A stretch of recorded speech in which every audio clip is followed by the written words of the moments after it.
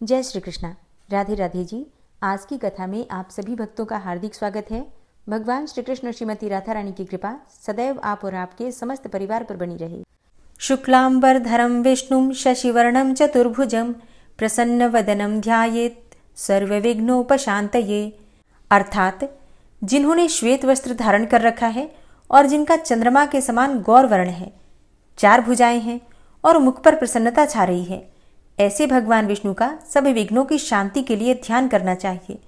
नैमिषारण्य तीर्थ में शौनक आदि ऋषि अष्टांग योग के साधन में तत्पर होकर एकमात्र ब्रह्म ज्ञान के साधन में संलग्न थे। वे सभी महात्मा संसार बंधन से मुक्ति चाहने वाले थे। उनमें ममता का सर्वथा अभाव था।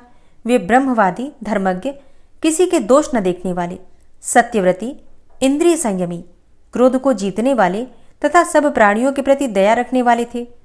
शौनक आदि महर्षि इस परम पवित्र मोक्षदायक नैमिषारण्य में अतिशय भक्ति के साथ सनातन देव भगवान विष्णु की पूजा करते हुए तपस्या में लगे रहते थे। एक समय उन महात्माओं ने उत्तम सत्संग का आयोजन किया। उसमें वे परम पुण्यमयी पापनाशक कथाएं कहते और मुक्ति के उपाय पर परस्पर प्रश्नोत्तर किया करते थे। उसी अवसर पर वहां व्यास जी के शिष्य महाविद्वान पौराणिकों में श्रेष्ठ मुनिवर सूत जी आए। उन्हें देखकर शौनक आदि महर्षियों ने अर्घ्य आदि के द्वारा उनका पूजन किया। जब वे सुखपूर्वक उत्तम आसन पर बैठ गए तब महर्षियों ने उनसे पूछा, हे सूत जी, जीवों की संसार सागर से किस प्रकार मुक्ति होती है? भगवान शिव तथा विष्णु में मनुष्यों की भक्ति कैसे होती है? ये तथा अन्य सब बातें भी आप कृपा करके हमें बताइए। तब सूत जी ने पहले अपने गुरु व्यास देव जी को प्रणाम करके इस प्रकार कहना आरंभ किया, हे ब्राह्मणों, श्री रामचंद्र जी के द्वारा बंधाए हुए सेतु से जो परम पवित्र हो गया है, वह रामेश्वर नामक क्षेत्र सब तीर्थों में उत्तम है। उसके दर्शन मात्र से संसार सागर से मुक्ति हो जाती है। भगवान विष्णु और शिव में भक्ति तथा पुण्य की वृद्धि होती है। सेतु का दर्शन करने पर मनुष्य सब यज्ञों का कर्ता माना गया है। उसने सब तीर्थों में स्नान और सब प्रकार की तपस्या का अनुष्ठान कर लिया। सेतु में स्नान करने वाला पुरुष विष्णु धाम में जाकर वहीं मुक्त हो जाता है। सेतु, रामेश्वर लिंग और गंधमादन पर्वत का चिंतन करने वाला मनुष्य सब पापों से मुक्त हो जाता है। हे द्विजवरों, जो सेतु की बालुकाओं में शयन करता है और उसकी धूल से वेष्टित होता है, उसके शरीर में बालू के जितने कण सटते हैं उतनी ब्रह्म हत्याओं का नाश हो जाता है। सेतु के मध्यवर्ती प्रदेश की वायु जिसके संपूर्ण शरीर को स्पर्श करती है, उसके 10,000 सुरापान का पाप तत्काल नष्ट हो जाता है। पुत्र और पौत्रों के द्वारा जिसकी हड्डी सेतु में डाली गई है, उसका 10,000 बार की हुई सुवर्ण की चोरी का पाप भी उसी क्षण नष्ट हो जाता है। जिस मनुष्य का स्मरण करके सेतु तीर्थ में कोई स्नान करता है, उसका भी महापातकियों के संसर्ग से प्राप्त हुआ दोष तत्क्षण नष्ट हो जाता है। मार्ग को नष्ट करने वाला, केवल अपने लिए भोजन बनाने वाला, सन्यासियों और ब्राह्मणों की निंदा करने वाला, चांडाल का अन्न खाने वाला और वेद बेचने वाला, ये 5 ब्रह्म हत्यारे कहे गए हैं। जो ब्राह्मणों को बुलाकर ये आशा देता है कि तुम्हें धन आदि दूंगा और फिर ये कह देता है कि मेरे पास नहीं है, वह भी ब्रह्म हत्यारा कहा जाता है। जो जिससे धर्म का उपदेश ग्रहण करता है वह उसी से द्वेष करे या उसकी अवहेलना करे, वह भी ब्रह्म हत्यारा कहा गया है। जो पानी पीने के लिए जलाशय की ओर जाती हुई गौओं के समूह को रोक देता है, उसको भी ब्रह्मघाती ही कहा गया है। सेतु तीर्थ में आकर वे सभी अपनी पाप राशि से मुक्त हो जाते हैं। ब्रह्म हत्यारों के समान जो दूसरे पापी हैं, वे भी सेतु तीर्थ में आकर अपने पापों से छुटकारा पा जाते हैं। जो उपासना का परित्याग करता, देवता का अन्न खाता, शराब पीता, शराब पीने वाली स्त्री से संसर्ग रखता, वैश्या का अन्न खाता और किसी समुदाय अथवा संस्था का अन्न भोजन करता है, तथा जो पतित का अर्थात नीच व्यक्ति का अन्न खाने में तत्पर रहता है, ये सभी सुरापी अर्थात शराब पीने वाले कहे गए हैं। ये सब कर्मों से बहिष्कृत होते हैं। ऐसे लोग भी सेतु तीर्थ में स्नान करने से पाप रहित होकर मुक्त हो जाते हैं। शराब पीने वाले के समान जो अन्य पापी होते हैं, वे भी सेतु में गोता लगाने से पाप मुक्त हो जाते हैं। कंद मूल फल, कस्तूरी, रेशमी वस्त्र, दूध, चंदन, कपूर, सुपारी, शहद, घी, तांबा, कांसा तथा रुद्राक्ष की चोरी करने वाले मनुष्यों को सुवर्ण चुराने वाला समझना चाहिए। अर्थात ऐसे लोगों का पाप भी स्वर्ण चोरी के समान, सोने की चोरी के समान ही माना गया है। वे भी सेतु क्षेत्र में आकर मुक्त हो जाते हैं। अन्य प्रकार के चोर भी वहां स्नान करने से पाप मुक्त हो जाते हैं। बहिन, पुत्रवधू, रजस्वला स्त्री, भाई की स्त्री, मित्र की स्त्री, मदिरा पीने वाली स्त्री, पराई स्त्री, हीन जाति की स्त्री तथा अपने ऊपर विश्वास रखने वाली स्त्री के पास जब आसक्त पुरुष जाता है तब वह गुरु शय्यागामी समझा जाने योग्य है। अर्थात ऐसे मनुष्यों को भी वही पाप लगता है जो गुरु की पत्नी के साथ पाप करने से प्राप्त होता है। ऐसा मनुष्य सभी कर्मों से, सभी शुभ कर्मों से बहिष्कृत हो जाता है। ये तथा और भी जो गुरु शय्यागामी के समान ही पाप माने गए हैं, वे सेतु तीर्थ में स्नान करके पाप मुक्त हो जाते हैं। इन सबके साथ संसर्ग रखने वाले जो पापी हैं, वे भी सेतु तीर्थ के महास्नान से पाप रहित हो जाते हैं। सेतु तीर्थ का स्नान अंतःकरण को शुद्ध करने वाला तथा मोक्ष देने वाला माना गया है। पापनाशक सेतु तीर्थ में निष्काम भाव से किया हुआ स्नान मोक्ष देने वाला होता है। जो मनुष्य धन संपत्ति के उद्देश्य से सेतु तीर्थ में स्नान करता है, वह प्रचुर संपत्ति पाता है, और यदि वह आत्मशुद्धि के लिए स्नान करता है तो आत्मशुद्धि को पाता है। मतलब जिस भी कामना से सेतु तीर्थ में स्नान किया जाए वो कामना पूर्ण होती है। यदि स्वर्गीय सुख भोगने के लिए स्नान करता है तो उसे ही प्राप्त करता है, और यदि मोक्षदायक सेतु तीर्थ में मुक्ति के लिए स्नान करते हैं तो मनुष्य पुनरावृत्ति रहित मुक्ति को पाता है। दोबारा उसका जन्म नहीं होता, अर्थात जन्म मरण के चक्र से मुक्ति मिल जाती है। जो अंगों सहित चारों वेदों के ज्ञान में पारंगत होने, समस्त शास्त्रों की विद्वता और संपूर्ण मंत्रों की अभिज्ञता प्राप्त करने के उद्देश्य से सर्वार्थ सिद्धिदायक सेतु तीर्थ में स्नान करता है, वह उस मनोवांछित सिद्धि को अवश्य प्राप्त करता है। श्रद्धालु मनुष्य हो या फिर श्रद्धाहीन, यदि वह सेतु तीर्थ में स्नान करता है तो वह इहलोक हो या परलोक कभी भी दुख का भागी नहीं होता। संसार में कामधेनु, चिंतामणि तथा कल्प वृक्ष जिस प्रकार मनुष्य को अभीष्ट वस्तुएं प्रदान करते हैं, वैसे ही सेतु स्नान मनुष्यों के सब मनोरथ पूर्ण करता है। जो मनुष्य सेतु तीर्थ में जाने वाले पुरुष को धन, धान्य अथवा वस्त्र आदि देकर उसमें प्रवृत्त कराता है, वह अश्वमेध आदि यज्ञों के उत्तम फल को प्राप्त करता है। अर्थात अगर ऐसा हो कि कोई सेतु तीर्थ में जाना चाहता है लेकिन उसके पास व्यवस्था नहीं है, जैसे कि अगर उसके पास धन का या फिर वस्त्रों का अभाव हो, लेकिन फिर भी अगर वो जाना चाहता है, उसके मन में ये इच्छा है कि मैं सेतु तीर्थ में जाऊं, और ऐसे में ऐसे व्यक्ति की मदद की जाए, धन देकर, वस्त्र देकर उसे भेजा जाए, तो उसे तीर्थ यात्रा पर भेजने वाले व्यक्ति को अश्वमेध यज्ञों के फल की प्राप्ति होती है, और उस मनुष्य के जो भी ब्रह्म हत्या आदि पाप होते हैं, सभी पाप नष्ट हो जाते हैं। और इसी प्रकार से जो मनुष्य मैं सेतु तीर्थ में जाऊंगा ऐसा कहकर दूसरों से धन ले लेता है और धन लेकर लोभवश नहीं जाता, उसको ब्रह्मघाती कहते हैं। अर्थात तीर्थ यात्रा के नाम पर, तीर्थ यात्रा जाने के नाम पर दूसरों से पैसे लेकर और सेतु तीर्थ में न जाकर उस पैसे का उपयोग अपने लिए करना, ऐसा करने वाले को ब्रह्मघाती कहते हैं। जो मनुष्य संपन्न होकर भी दरिद्र की भांति सेतु तीर्थ में जाने के लिए लोभवश धन की याचना करता है, उसे विद्वानों ने चोर कहा है।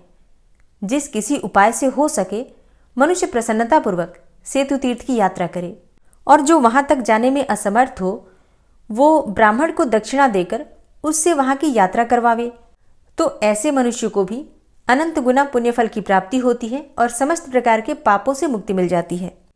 ऋषियों ने पूछा कि हे महाभाग सूत जी, अनायास ही सब कार्य करने वाले श्री रामचंद्र जी ने अगाध समुद्र में किस प्रकार सेतु बांधा? सेतु तीर्थ में एवं गंधमादन पर्वत पर कितने तीर्थ हैं? ये सब हमें बताइए। श्री सूत जी ने कहा, हे मुनिवरों, पिता की आज्ञा से भगवान श्री राम सीता जी और लक्ष्मण जी के साथ दंडकारण्य के अंतर्गत पंचवटी में एकाग्रचित्त होकर निवास करते थे। वहां रहते हुए महात्मा रघुनाथ जी की पत्नी सीता को मारीच द्वारा छल करके रावण ने हर लिया। दशरथ नंदन श्री राम उस वन में अपनी पत्नी सीता की खोज करते हुए किष्किंधा में पंपा सरोवर के तट पर गए। वहां उन्हें कोई वानर दिखाई दिया। उस वानर ने निकट आकर श्री रामचंद्र जी से पूछा, आप कौन हैं? तब उन्होंने अपना सब वृतांत प्रारंभ से ही उसको कह सुनाया। तत्पश्चात भगवान श्री रामचंद्र जी ने उस वानर से पूछा, तुम कौन हो?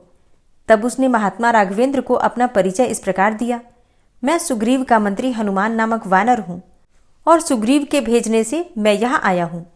वे आप दोनों से मित्रता करना चाहते हैं। आपका कल्याण हो। आप दोनों शीघ्र ही सुग्रीव के समीप चलें। बहुत अच्छा, कहकर श्री रामचंद्र जी हनुमान जी के साथ सुग्रीव के समीप आए। सुग्रीव ने उनके साथ अग्नि को साक्षी देकर मित्रता स्थापित की। श्री रामचंद्र जी ने उनसे बाली के वध की प्रतिज्ञा की और सुग्रीव ने विदेह राजनंदिनी सीता को पुनः खोज लाने के लिए प्रतिज्ञा की। इस प्रकार प्रतिज्ञापूर्वक परस्पर विश्वास करके वे दोनों नरराज और वानरराज प्रसन्नतापूर्वक ऋष्यमुख पर्वत पर रहने लगे। श्री रामचंद्र जी ने सुग्रीव को अपनी शक्ति का विश्वास दिलाने के लिए दुंदुभी दानव के शरीर को शीघ्र ही पैर के अंगूठे से मारकर अनेकों योजन दूर फेंक दिया तथा एक ही बाण से 7 ताल बींध डाले। ये सब देखकर सुग्रीव के मन में बड़ी प्रसन्नता हुई। उन्होंने श्री रामचंद्र जी से कहा, हे रघुनंदन, मुझे इंद्र आदि देवताओं से भी भय नहीं है, क्योंकि आप जैसे अत्यंत पराक्रमी वीर मुझे मित्र के रूप में प्राप्त हुए हैं। मैं लंकापति रावण को मारकर आपकी पत्नी सीता को यहाँ ले आऊंगा। तदनंतर लक्ष्मण, सुग्रीव और महाबली श्री रामचंद्र जी बाली के द्वारा सुरक्षित किष्किंधापुरी में शीघ्रतापूर्वक गए।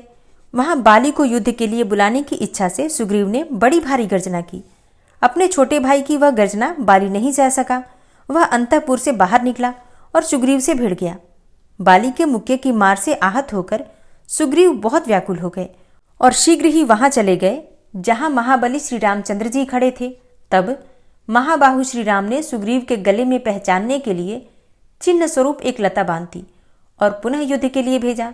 सुग्रीव ने फिर गर्जना करके बाली को ललकारा तथा श्री रामचंद्र जी की प्रेरणा से उसके साथ बाहु युद्ध प्रारंभ किया। इसी समय राघवेंद्र ने एक ही बाण से बाली को मार डाला। उसके मारे जाने पर सुग्रीव ने किष्किंधा के राज्य पर अधिकार पाया। तत्पश्चात वर्षा ऋतु बीत जाने पर वानरराज सुग्रीव सीता को खोज लाने के लिए वानरों की विशाल सेना साथ लेकर राजकुमार श्री राम और लक्ष्मण के समीप आए। सीता की खोज के लिए उन्होंने बहुत से वानरों को इधर उधर भेजा।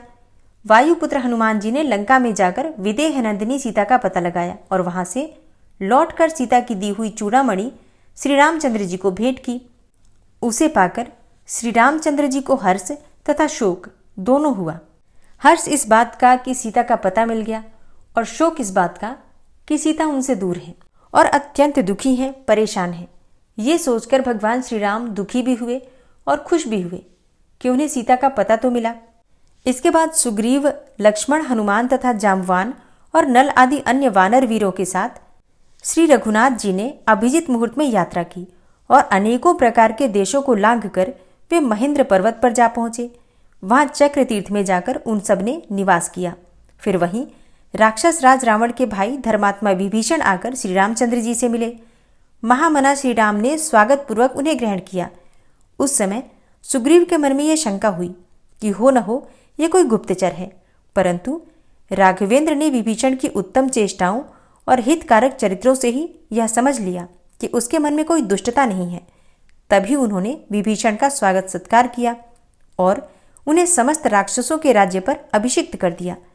श्री रामचंद्र जी ने सूर्यनंदन सुग्रीव को अपना श्रेष्ठ मंत्री नियुक्त किया और कुछ विचार करते हुए सुग्रीव आदि से कहा, मित्रों, आपने इस समुद्र को लांघने के लिए कौन सा उपाय सोचा है? श्री रामचंद्र जी के इस प्रकार पूछने पर सुग्रीव आदि ने हाथ जोड़कर कहा, भगवान, हम सब लोग नाना प्रकार की नावों से समुद्र को पार करेंगे। तब विभीषण ने कहा, राजा सगर के पुत्रों ने वरुण के निवासभूत इस समुद्र को खोदा है, अतः श्री रामचंद्र जी को समुद्र की शरण में जाना चाहिए। ये सगर के कुटुंबी हैं, अतः समुद्र इनका कार्य अवश्य सिद्ध करेगा। ये सुनकर श्री रामचंद्र जी ने वानरों को समझाते हुए कहा, श्रेष्ठ वानरों, हमारी सेना के लिए बहुत सी नौकाएं चाहिए, सो यहाँ उपस्थित नहीं है, और यदि व्यापारी बनियों की नावें ले ली जाएं तो उनकी बड़ी हानि होगी और हम जैसे लोग ऐसे अनुचित कार्य कैसे कर सकेंगे? हमारी सेना का विस्तार बहुत अधिक है। यदि नाव पर बैठकर या फिर तैरकर समुद्र में जाएं तो यह छिद्र देखकर तो कोई भी शत्रु हम पर प्रहार कर सकता है। इसलिए तैर कर जाना या नाव से पार करना मुझे ठीक नहीं जचता। विभीषण की ही बात मुझे सुखदायक प्रतीत होती है, अतः मार्ग की सिद्धि के लिए मैं इस समुद्र की उपासना करूंगा, और यदि यह मार्ग नहीं दिखाएगा तो इसे अपने महान अस्त्रों से जलाकर मैं राख कर दूंगा। ऐसा कहकर श्री रामचंद्र जी लक्ष्मण के साथ समुद्र के जल का स्पर्श करके तट पर बिछाए हुए कुश के आसन पर बैठ गए। श्री रामचंद्र जी नीति के ज्ञाता और धर्मपारायण थे। उन्होंने समुद्र से मार्ग की प्राप्ति के लिए 3 रात तक उसकी उपासना की तथा यथा योग्य सामग्रियों से उसका पूजन भी किया। तथापि उसने अपने आप को श्री रामचंद्र जी के सम्मुख प्रकट नहीं किया। इससे श्री राम जी को समुद्र पर बड़ा क्रोध हुआ। उनकी आंखें लाल लाल हो गईं। उन्होंने पास ही बैठे हुए लक्ष्मण जी से कहा, सुमित्रानंदन, आज मैं अपने बाणों से समुद्र निवासी मगर आदि जल जंतुओं को छिन्न भिन्न करते हुए सागर के जल को क्षण भर में स्तब्ध कर दूंगा और शंख, शुक्ति, मछली, मगर आदि के सहित इस जल निधि को अमोघ बाणों द्वारा सुखा डालूंगा। मुझे क्षमा युक्त देखकर यह असमर्थ समझने लगा है। शांतिपूर्ण ढंग से प्रार्थना करने पर यह अपने आप को मेरे सामने प्रकट ही नहीं करता। हे लक्ष्मण, तुम शीघ्र मेरा धनुष और सर्पों के समान मेरा बाण उठाकर लाओ।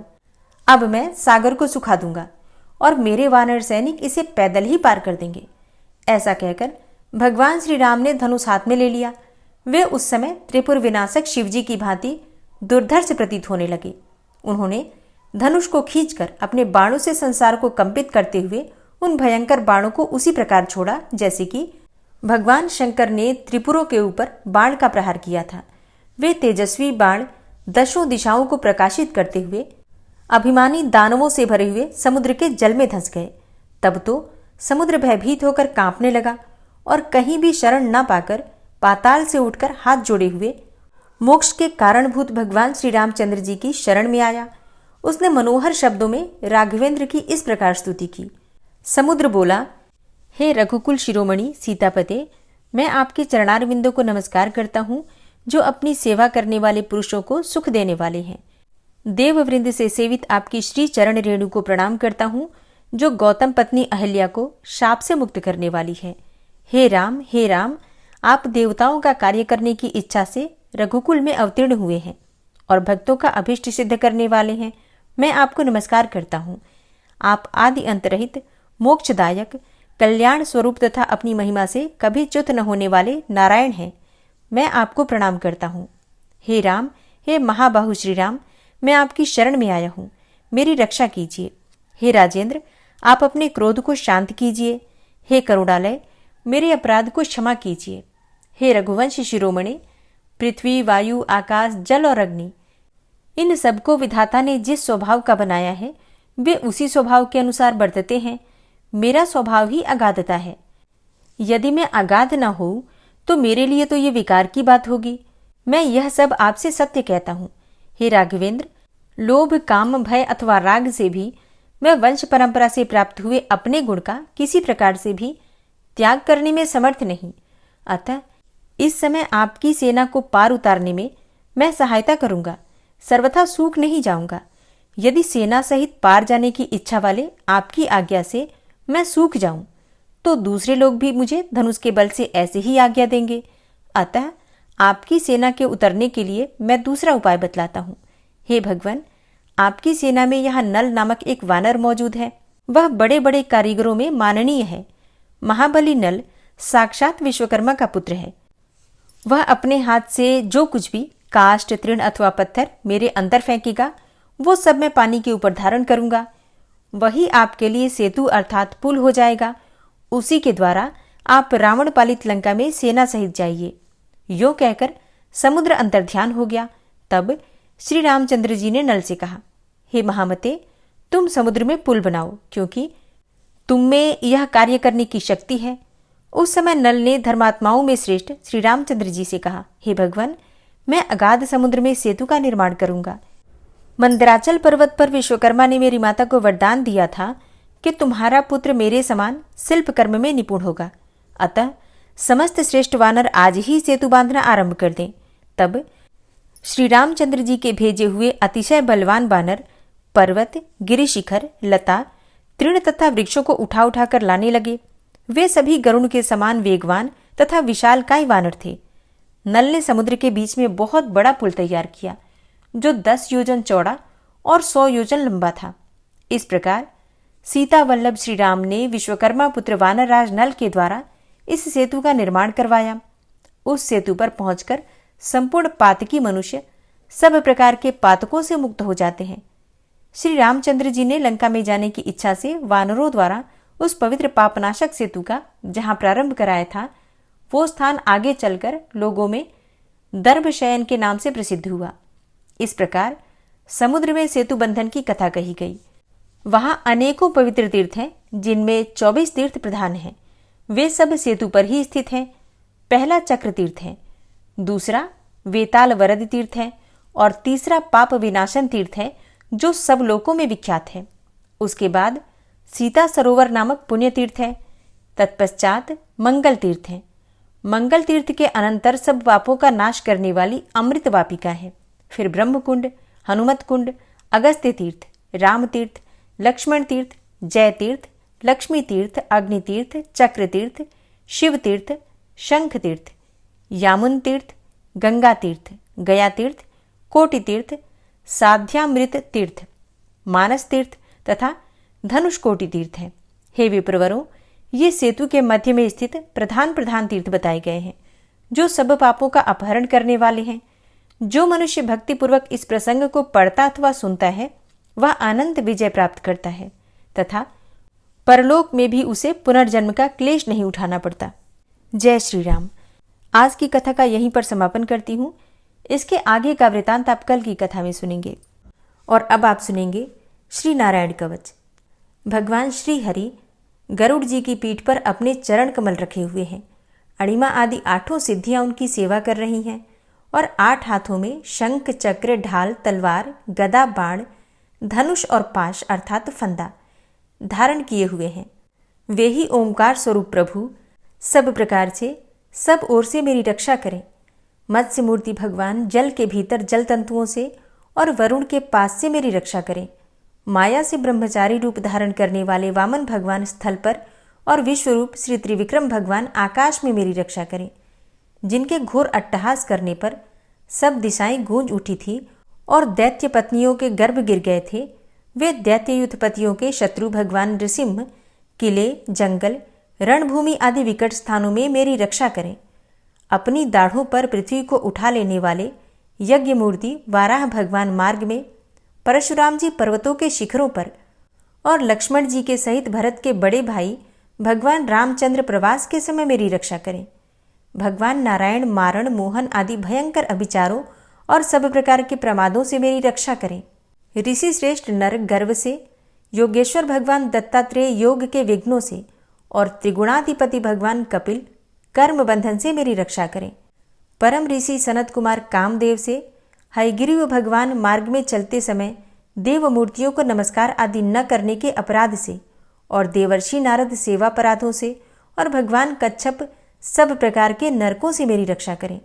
भगवान धन्वंतरी कुपथ्य से, जितेंद्र भगवान ऋषभदेव सुख दुख आदि भयदायक द्वंद्वों से, यज्ञ भगवान लोकापवाद से और बलराम जी मनुष्यकृत कष्टों से और श्री शेष जी क्रोधवश नामक सर्पों के गणों से मेरी रक्षा करें। भगवान श्री कृष्ण द्वैपायन व्यास जी अज्ञान से तथा बुद्धदेव पाखंडियों से और प्रमाद से मेरी रक्षा करें। धर्म रक्षा करने वाले महान अवतार धारण करने वाले भगवान कल्कि पाप बहुल कलिकाल के दोषों से मेरी रक्षा करें। प्रातःकाल भगवान केशव अपनी गदा लेकर, कुछ दिन चढ़ जाने पर भगवान गोविंद अपनी बांसुरी लेकर और दोपहर के पहले भगवान नारायण अपनी तीक्ष्ण शक्ति लेकर और दोपहर को भगवान विष्णु चक्रराज सुदर्शन लेकर मेरी रक्षा करें। तीसरे पहर में भगवान मधुसूदन अपना प्रचंड धनुष लेकर मेरी रक्षा करें और सायंकाल में ब्रह्मा आदि त्रिमूर्तिधारी माधव, सूर्यास्त के बाद ऋषिकेश, अर्धरात्रि के पूर्व तथा अर्धरात्रि के समय अकेले भगवान पद्मनाभ मेरी रक्षा करें। रात्रि के पिछले प्रहर में श्रीवत्स लांछन श्रीहरि, उषा काल में खड्गधारी भगवान जनार्दन और सूर्योदय से पूर्व श्री दामोदर और संपूर्ण संध्याओं में काल मूर्ति भगवान विश्वेश्वर मेरी रक्षा करें। हे सुदर्शन, आपका आकार चक्र रथ के पहिए की तरह है। आपके किनारे का भाग प्रलयकालीन अग्नि के समान अत्यंत तीव्र है। आप भगवान की प्रेरणा से सबोर घूमते रहते हैं। जैसे आग वायु की सहायता से सूखे घास फूस जला डालती है, वैसे ही आप हमारी शत्रु सेना को शीघ्र से जला दीजिए। हे कौमुद की गदा, आपसे छूटने वाली चिंगारियों का स्पर्श वज्र के समान असह्य है। आप भगवान अजित की प्रिया हैं और मैं उनका सेवक हूँ। इसलिए आप कुष्मांड, विनायक, यक्ष, राक्षस, भूत और प्रेत आदि ग्रहों को अभी कुचल डालिए तथा मेरे शत्रुओं को चूर चूर कर दीजिए। हे शंखश्रेष्ठ, आप भगवान श्री कृष्ण के फूंकने से भयंकर शब्द करके मेरे शत्रुओं का दिल दहला दीजिए एवं यातुधान, प्रमथ, प्रेत, मातृका, पिशाच तथा ब्रह्म राक्षस आदि भयावने प्राणियों को यहाँ से तुरंत भगा दीजिए। भगवान की श्रेष्ठ तलवार, आपकी धार बहुत तीक्ष्ण है। आप भगवान की प्रेरणा से मेरे शत्रुओं को छिन्न भिन्न कर दीजिए। भगवान की प्यारी ढाल, आप में सैकड़ों चंद्राकार मंडल है। आप पाप दृष्टि, पापात्मा शत्रुओं की आंखें बंद कर दीजिए और उन्हें सदा के लिए अंधा बना दीजिए। सूर्य आदि ग्रह, धूमकेतु, पुच्छल तारे आदि केतु, दुष्ट मनुष्य, सर्प आदि रेंगने वाले जंतु, दाढ़ों वाले हिंसक पशु, भूत प्रेत आदि तथा पापी प्राणियों से हमें जो भय हो और जो हमारे मंगल के विरोधी हों, वे सभी भगवान के नाम, रूप तथा आयुधों का कीर्तन करने से तत्काल नष्ट हो जाएं। बृहद, रथंतर आदि सामवेदीय स्तोत्रों से जिनकी स्तुति की जाती है, वे वेद मूर्ति भगवान गरुड़ और विश्वक्सेन जी अपने नामोच्चारण के प्रभाव से हमें सब प्रकार की विपत्तियों से बचाएं। श्रीहरि के नाम, रूप, वाहन, आयुध तथा श्रेष्ठ पार्षद हमारी बुद्धि, इंद्रिय, मन और प्राणों को सब प्रकार की आपत्तियों से बचाएं। जितना भी कार्य अथवा कारण रूप जगत है, वह वास्तव में भगवान ही है। इस सत्य के प्रभाव से हमारे सारे उपद्रव नष्ट हो जाएं। जो लोग ब्रह्म और आत्मा की एकता का अनुभव कर चुके हैं, उनकी दृष्टि में भगवान का स्वरूप समस्त विकल्पों से रहित है, भेदों से रहित है। फिर भी वे अपनी माया शक्ति के द्वारा भूषण, आयुध और रूप नामक शक्तियों को धारण करते हैं। यह बात निश्चित रूप से सत्य है। इस कारण सर्वज्ञ, सर्वव्यापक भगवान श्री हरि सदा सर्वत्र सब स्वरूपों से हमारी रक्षा करें। जो अपने भयंकर अट्टहास से सब लोगों के भय को भगा देते हैं और अपने तेज से सबका तेज ग्रस लेते हैं, वे भगवान नृसिंह दिशा विदिशा में, नीचे ऊपर, बाहर भीतर सब ओर से हमारी रक्षा करें। हे देवराज इंद्र, मैंने तुम्हें यह नारायण कवच सुना दिया है। इस कवच से तुम अपने को सुरक्षित कर लो। बस फिर तुम अनायास ही सब दैत्य युद्धपतियों को जीत कर लोगे। इस नारायण कवच को धारण करने वाला पुरुष जिसको भी अपने नेत्रों से देख लेता है अथवा पैर से छू देता है, तत्काल समस्त भयों से वो मुक्त हो जाता है। जो इस वैष्णवी विद्या को धारण कर लेता है, उसे राजा, डाकू, प्रेत, पिशाच आदि और बाघ आदि हिंसक जीवों से कभी किसी प्रकार का भय नहीं होता। हे देवराज, प्राचीन काल की बात है, एक कौशिक गोत्री ब्राह्मण ने इस विद्या को धारण करके योग धारणा से अपना शरीर मरुभूमि में त्याग दिया। अब जहां उस ब्राह्मण का शरीर पड़ा था, उसके ऊपर से एक दिन गंधर्वराज चित्ररथ अपनी स्त्रियों के साथ विमान पर बैठकर निकले। वहां आते ही वे नीचे की ओर सिर किए विमान सहित आकाश से पृथ्वी पर गिर पड़े। इस घटना से उनके आश्चर्य की सीमा न रही जब उन्हें बालखिल्य मुनियों ने बतलाया कि यह नारायण कवच धारण करने का प्रभाव है। तब उन्होंने उस ब्राह्मण देव की हड्डियों को ले जाकर पूर्ववाहिनी सरस्वती नदी में प्रवाहित कर दिया और फिर स्नान करके वे अपने लोक को चले गए। श्री सुखदेव जी कहते हैं, हे परीक्षित, जो पुरुष इस नारायण कवच को समय पर सुनता है और जो आदर पूर्वक इसे धारण करता है, उसके सामने सभी प्राणी आदर से झुक जाते हैं और वह सब प्रकार के भयों से मुक्त हो जाता है।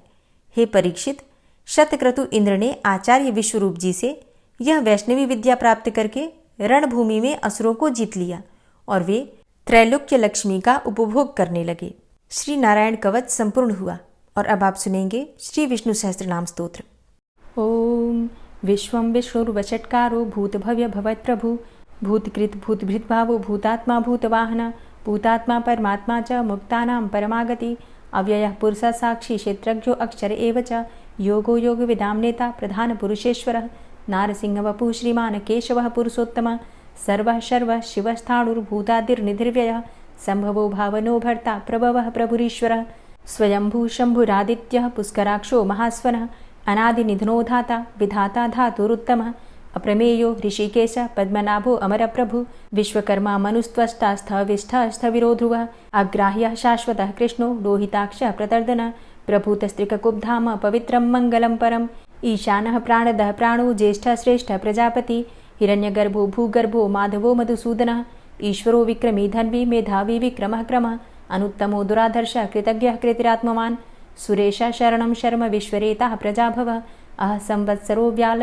प्रत्ययः सर्वदर्शनः अज सर्वेश्वर सिद्ध सिद्धे सर्वादिर्च्युत वृषाकपिर्मेयात्मा सर्वयोगविनिश्रित वसुर्वसुमना सत्य समात्मा संमितः सम अमोघ पुण्डरीकाक्षो वृषकर्मा वृषाकृतिः रुद्रो बहुशिरा बभ्रुर्विश्वयोनिः शुचिश्रवा अमृतः शाश्वतस्थाणुर्वरारोहो महातपः सर्वगः सर्वविद्भानुर्विश्वक्सेनो जनार्दनः वेदो वेदविद्व्यङ्गो वेदाङ्गो वेदवित्कविः लोकाध्यक्ष सुराध्यक्षो धर्माध्यक्ष कृताकृता चतुरात्मा चतुर्व्यूहश्चतुर्द्रष्टश्चतुर्भुजा भ्राजिष्णुर्भोजनं भोक्ता सहिष्णुर्जगदाति च अनघो विजयो जेता विश्वयोनिः पुनर्वसु उपेन्द्रो वामनः प्रांशुर्मोघः शुचिरुर्जिता अतीन्द्रः संग्रहः सर्गो धृतात्मा नियमो यमः वेद्यो वैद्यः सदा योगी वीरः माधवो मधु अतीन्द्रियो महामायो महोत्साहो महाबलः महाबुद्धिर्महावीर्यो महाशक्तिर्महाद्युतिः अनिर्देश्य वपुः श्रीमान् मेयात्मा महाधृतिर् महिश्वासो महिभर्ता श्रीनिवास सतां गति अनिरुद्ध सुरानन्दो गोविन्दो गोविन्दाम्पति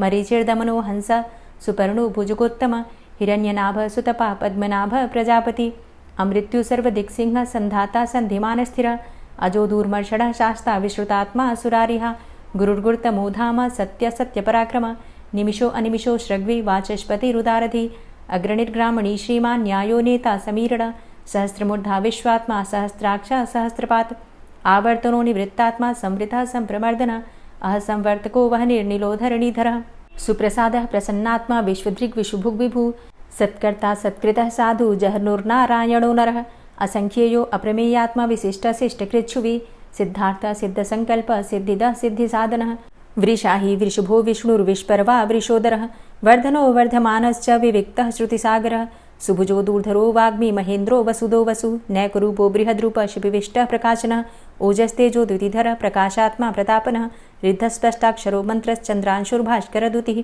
अमृतांशुद्भवो भानु शशबिन्दुः सुरेश्वरः औषधं जगतः सेतु सत्यधर्मपराक्रमः भूतभव्य भवन्नाथ पवनः पावनो नलः कामः कामकृत्कान्तः कामः कामप्रदः प्रभु युगादिकृद्युगावर्तो नैकमायो महाशनः अदृश्यो अव्यक्तरूपश्च सहस्रजितनन्तजित् इष्टो अविशिष्ट शिष्टेष्ट शिखण्डी नहुसो वृष क्रोधः क्रोधकृत्कर्ता विश्वबाहुर्महीधरः अच्युतः प्रतितः प्राणः प्राणदो वासवानुजः अपां निधिर्धिष्ठानं प्रमत्तः प्रतिष्ठितः स्कन्दः स्कन्दधरो धूर्यो वरदो वायुवाहनः वासुदेवो बृहद्भानुरादिदेवः पुरन्दरः अशोकस्तारणस्तारः शूरः सौरिर्जनेश्वरः अनुकूलः शतावर्त पद्मी पद्मनिभेक्षणः पद्मनाभो अरविन्दाक्ष पद्मगर्भ शरीरभृत् महर्धिरिद्धो वृद्धात्मा महाक्षो गरुडाध्वजः अतुलः शरभो भीमो समयज्ञो हविर्हरि सर्वलक्षणलक्षण्यो लक्ष्मीवान् समितिञ्जयः वीक्षरो रोहितो मार्गो हेतुर्दामोदरः सः महीधरो महाभागो वेगवान् मिताशनः उद्भवः क्षोभणो देवः श्रीगर्भः परमेश्वरः करणं कारणं कर्ता विकर्ता गहनो गुहः व्यवसायो व्यवस्थान संस्थान स्थानदो ध्रुवः परर्थी परमस्पस्तुष्टः पुष्टः सुभेक्षणः रामो विरामो विरजो मार्गो नेयो नयोनयः वीरः शक्तिमतां श्रेष्ठो धर्मो धर्मविदुत्तमः वैकुण्ठः पुरुषः प्राणः प्राणदः प्रणवः पृथुः हिरण्यगर्भः शत्रुघ्नो व्याप्तो वायुरुधोक्षजः ऋतुः सुदर्शनः कालः परमेष्ठी परिग्रहः उग्रः संवत्सरो दक्षो विश्रामो विश्वदक्षिणः विस्तारः स्थावरस्थाणु प्रमाणं बीजमव्ययम् अर्थो अनर्थो महाकोशो महाभोगो महाधनः अनिर्विण्णः स्थविष्टोभू धर्मयुपो महामख नक्षत्रनेमिर्नक्षत्री क्षमा चामः समीहनः यज्ञ इज्यो महेज्यश्च क्रतुसत्रं सतां गतिः सर्वदर्शी विमुक्तात्मा सर्वज्ञो ज्ञानमुत्तमं सुव्रतः सुमुखः सुष्मा सुघोषः सुखदः सुहृतः मनोहरो जित्क्रोधो वीरबाहुर्विदारणः स्वापनः स्ववसो व्यापी नैकात्मा नैककर्मकृत् वत्सरो वत्सलो वत्सी रत्नगर्भो धनेश्वरः धर्मगुप्त धर्मकृद्धर्मी सदसक्षरमक्षरम् अविज्ञाता सहस्रांशुर्विधाता कृतलक्षणः गभस्तिनेमिः सत्त्वस्थः सिंहो भूतमहेश्वरः आदिदेवो महादेवो देवेशो देवभृद्गुरुः उत्तरो गोपतिर्गोप्ता ज्ञानगम्यः पुरातनः शरीरभूतभृद्भोक्ता कपीन्द्रो भूरि दक्षिणः सोमभो अमृतपः सोमः पुरुजित पुरुषोत्तमः विनियोजयः सत्यसन्धो दाशाः सात्वताम्पतिः जीवो विनयिता साक्षी मुकुन्दो अमितविक्रमः अम्भो निदृणन्तात्मा महोदधीशयोऽन्तकः अजोमहारः स्वाभाव्यो जितामित्रः प्रमोदनः आनन्दो नन्दनो नन्दः सत्यधर्मा त्रिविक्रमः महर्षि कपिलाचार्यः कृतज्ञो मेदिनीपतिः त्रिपदस्त्रिदशाध्यक्षो महाशृङ्गः कृतान्तकृत् महावराहो गोविन्दः सुखेणः कनकाङ्गदी गुह्यो गभीरो गहनो गुप्तश्चक्रगदाधरः वेधा स्वांगो अजितः कृष्णो दृढ़ संकर्षणोच्युत वरुणो वारुणो वृक्ष पुष्कराक्षो महामनाः भगवान् भगानंदी वनमाली हलायुध आदित्यो ज्योतिरादित्यः सहिष्णुर्गति सत्तमः सुधन्वा खंड परशुर्दारुणो द्रविड़प्रदः दिविस्त्रिक्सर्वदृग्व्यासो वाचस्पतिर्योनिजः त्रिसामा सामगः साम निर्वाणं भेषजं भिसक् संन्यासकृच्छमः शांतो निष्ठा शांतिः परायणं शुभांगः शांतिदस्रष्टा कुमुदः कुवलेशय गोहितो गोपतिर्गोप्ता वृषभाक्षो वृषाप्रिया अनिवर्ति निवृतात्मा संक्षेप्ता चेमकृच्छिव श्रीवत्स्वक्षा श्रीवास श्रीपति श्रीमतांबर श्रीद श्रीश श्रीनिवास श्रीनिधि श्रीविभावन श्रीधर श्रीकर श्रेय श्रीमान लोकत्रयाश्रय स्वक्ष स्वंग शतानंदो नंदिर्ज्योतिर्गणेश्वर विजितात्मा विधेयात्मा सत्कीर्तिश्छिन्न संशय उदीर्ण सर्वतक्षसुर निशा शाश्वत स्थिर भूषयो भूषणो भूतिर्विशोकः शोकनाशन अर्चिष्मान अर्चित कुंभो विशुद्धात्मा विशोधन अनिरुद्धो अप्रतिरथ प्रद्युम्नो अमित विक्रम कालिनेमि निहावीर शौरी सूर्जनेश्वर त्रिलोकात्मा त्रिलोकेशः केशवः केशिहारी कामदेवः कामपालः कामीकान्तः कृतागमः अनिर्देशव पुर्विष्णोर्वीरो अनंतो धनंजयः ब्रह्मण्यो ब्रह्मकृद्ब्रह्मा ब्रह्म ब्रह्म विवर्धन ब्रह्मविद् ब्राह्मणे ब्रह्मी ब्रह्मज्ञो ब्राह्मण प्रिय महाक्रमो महाकर्मा महातेजा महुरगः महाक्रतुर्महायज्वा महायज्ञो महाहवि स्तव्यस्तव प्रिय स्तोत्रं स्तुतिस्तोतारण प्रिय पूर्णः पुरैता पुण्य पुण्यकीर्तिर्नामयः मनोजवस्तीर्थकरो वसुरेता वसुप्रद वसुप्रदो वासुदेव वसुर्वसुमनाहवि सद्गतिः सत्कीर्तिः सत्ता सद्भूति सत्परायणः शूरसेनो यदुश्रेष्ठः सन्निवासः सुयामुनः भूतावासो वासुदेवः सर्वासु निलयो नलः दर्पः दर्पदो दृप्तो दूर्धरोथा पराजितः विश्वमूर्तिर्महामूर्तिर्दीप्तमूर्तिर्मूर्तिमान् अनेकमूर्तिरव्यक्तः शतमूर्तिः शताननः एको नैकः सवः किं यत्तत्पदमनुत्तमं लोकबन्धुर्लोकनाथो माधवो भक्तवत्सलः सुवर्णवर्णो हेमांगो वरांगश्चन्दनांगदी वीरः विषमः शून्यो घृताशीर चलश्चलः अमानीमानदो मान्यो लोकस्वामी त्रिलोकदृक् सुमेधा मेधजो धन्य सत्यमेधा धराधर तेजो वृष द्वितिधर सर्वशस्त्रभृतांबर प्रग्रहो निग्रहो व्यग्रो नैकशृंगो गदाग्रज चतुर्मूर्तिश्चतुर्बाहुश्चतुर्व्यूहश्चतुर्गति चतुरात्मा चतुर्भावश्चतुर्वेद विदेकपात समावर्तो अनिवृतात्मा दुर्जयो दुरतिक्रम दुर्लभो दुर्गमो दुर्गो दुरावासो दुरारिहा शुभांगो लोक सारंग सुतंतुस्तंतुवर्धन इंद्रकर्मा महाकर्मा कृतकर्मा कृतागम उद्भव सुंदर सुंदो रत्ननाभ सुलोचन अर्को वाजसन श्रृंगी जयंत सर्वविजयी सुवर्णबिंदु रक्षोभ्य सर्वभागीश्वरेश्वर महाह्रदो महागर्तो महाभूतो महानिधि कुमुदः कुंदरः कुंदः पर्जन्यः पावनो नीलः अमृताशो अमृतवपुः सर्वज्ञः सर्वतोमुख सुलभः सुव्रत सिद्ध शत्रुजित् शत्रुतापनः न्यग्रोधो दुम्बरो अस्वस्थश्चाणुरान्ध्रनिषूदनः सहस्रार्चिः सप्तजिह्व सप्तैधा सप्तवाहन अमूर्तिरणघो अचिन्त्यो भयकृद्भयनाशनः अणुर्बृहत् कृशस्थूलो गुणभृन्निर्गुणो महान् अधृत स्वधृत स्वास्य प्राग्वंशो वंशवर्धनः भारभृति कथितो योगी योगी स सर्वकामद आश्रम श्रमण छाम सुपर्णो वायुवाहन धनुर्धरोर्धनुर्वेदो दण्डोदमयितादम अपराजितः सर्वसहो नियन्ता नियमो यमः सत्त्ववान् सात्विकः सत्य सत्यधर्मपरायण अभिप्रायः प्रियार्होर्ह प्रियकृत् प्रीतिवर्धनः विहाय सगतिर्ज्योति सुरुचिर्हुद्भुग्विभु रविर्विलोचनः सूर्य सविता रविलोचनः अनन्तो हुद्भुग्भोक्ता सुखदो नैकजोग्रज अनिर्विण्ण सदामर्षि लोकाधिष्ठानमद्भुतः सनात सनातन्तमः कपिलः कपिरप्यय स्वस्तिदा स्वस्तिकृत् स्वस्ति स्वस्तिभुक् स्वस्ति दक्षिण रौद्रः कुण्डली चक्रे विक्रमयुर्जित शासन शब्दातिग शब्दशः शिशिरः शर्वरीकर अक्रूरः पेशलो दक्षो दक्षिणः क्षमिणाम्बर विद्वतमो वितभय पुण्यश्रवण कीर्तन उत्तारणो दुष्कृतिः पुण्यो दुःस्वप्ननाशन वीरः रक्षणः सन्तो जीवनः पर्यवस्थित अनन्तरूपो अनन्तसृर्जितमन्युर्भयापः चतुरश्रो गभीरात्मा विदिशो व्यादिशो दिश अनादिर्भूर्भुवो लक्ष्मी सुवीरो रुचिराङ्गद जननो जन्मादिर्भीमो भीमपराक्रम आधारनीलयोधाता पुष्पहासः प्रजागर ऊर्ध्वग सत्पथाचार प्राणदः प्रणमपण प्रमाणं प्राणनीलयः प्राणभृत् प्राणजीवन तत्त्वं तत्त्वविदेकात्मा जन्म मृत्यु जरातिग भूर्भुवः स्वस्तरुस्तार सविता प्रपितामह यज्ञो यज्ञपतिर्यज्वा यज्ञाङ्गो यज्ञवाहन यज्ञभृद्यज्ञकृद्यज्ञ यज्ञभुग्यज्ञसाधन यज्ञान्तकृद्यज्ञ गुह्यमन्यमन्नादेव च आत्मयोनिः स्वयं जातो वैखानः सामगायन देवकी नन्दन स्रष्टा क्षितिसः पापनाशन शङ्खभृन्नन्द कीचक्री शारङ्गधन्वा गदाधरः रथांगपाणिरक्षोभ्य सर्वप्रहरणायुध ओम नमः। और अब आप सुनेंगे श्री तुलसी चालीसा।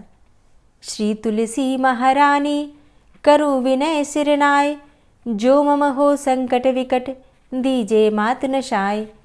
नमो नमो तुलसी महारानी, महिमा अमित न जाए बखानी। दियो विष्णु तुमको सन्माना, जग में छायो सुयस महाना। विष्णु प्रिया जय जयति भवानी, तिहु लोक की हो सुख खानी। भगवत पूजा करे जो कोई, बिना तुम्हारे सफल न होई। जिन घर तव नहीं होय निवासा, उस घर कर ही विष्णु नहीं बासा। करें सदा जो तव नित सुमिरन, तेहि के काज होय सब पूरन।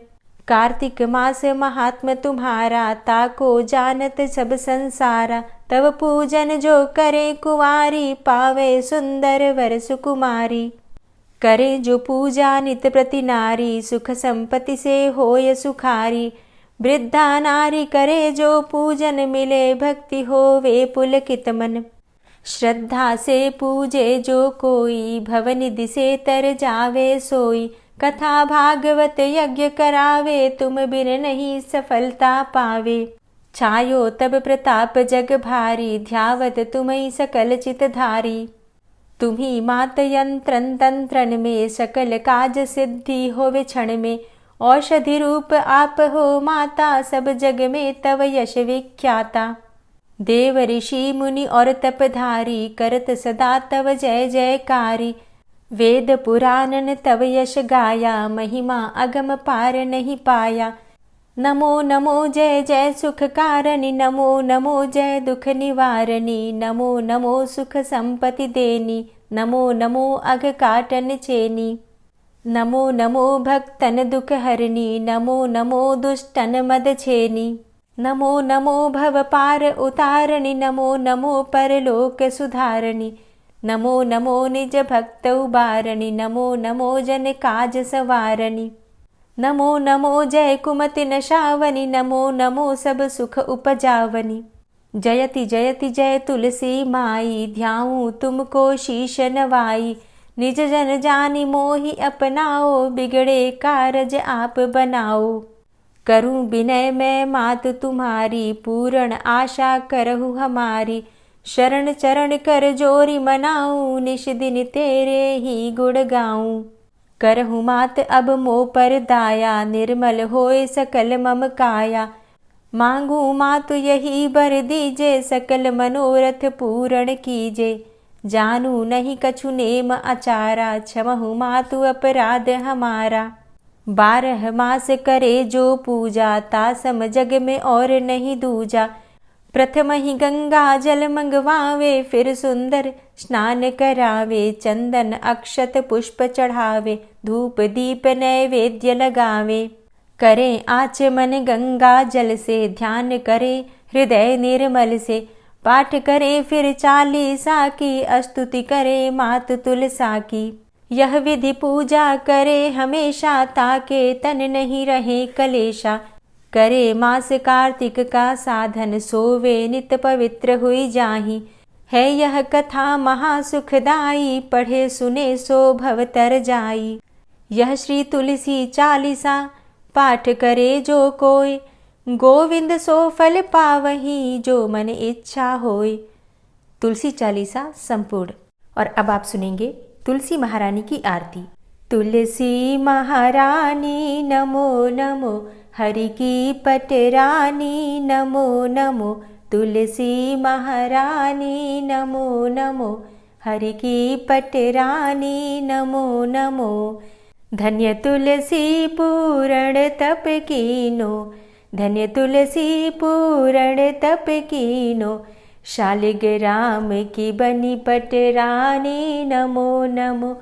तुलसी महारानी नमो नमो, हरि की पटरानी नमो नमो। जाके पत्र मंजरी कोमल, जाके पत्र मंजरी कोमल। श्रीपति कमल चरण लपटानी नमो नमो, हरि की पटरानी नमो नमो। तुलसी महारानी नमो नमो। धूप दीप नैवेद्य आरती, धूप दीप नैवेद्य आरती।